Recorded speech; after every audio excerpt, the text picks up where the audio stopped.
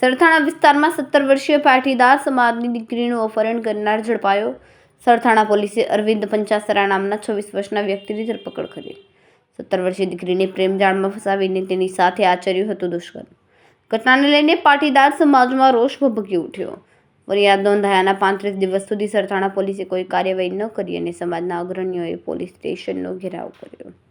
ત્યારબાદ પોલીસ કમિશનરે સરથાણા પોલીસ ઇન્સ્પેક્ટરને આડે હાથ લીધા અને તપાસ ક્રાઇમ બ્રાન્ચને સોંપી. ક્રાઇમ બ્રાન્ચને તપાસ સોંપ્યાના 2 જ દિવસમાં આરોપી સરથાણા પોલીસના હાથે. ક્રાઇમ બ્રાન્ચ દ્વારા આરોપીના મૂવમેન્ટ બાબતે સરથાણા પોલીસની ટીમ જે સૌરાષ્ટ્રમાં હતી તેને માહિતી આપવામાં આવી. હાલ પોલીસે આરોપીની ધરપકડ કરીને વધુ તપાસ હાથ ધરી. પોલીસ દ્વારા આરોપી પાસેથી બોલેરો પિકઅપ પણ જપ્ત કરવામાં આવી. આ ઉપરાંત આરોપી સગીરાનું અપહરણ કરીને અમરેલી, ભાવનગર, બોટાદ, રાજકોટ અને પોરબંદરમાં ફરતો હતો. પોલીસે આ તમામ જગ્યા પર તપાસ કરીને માંડવા ગામ ઢસા બોટાદથી આરોપીને સગીરા સાથે ઝડપી પાડ્યો. આરોપી મૂળ અકાળા ગામ લાઠી અમરેલીનો રહેવાસી હોવાનું સામે આવે.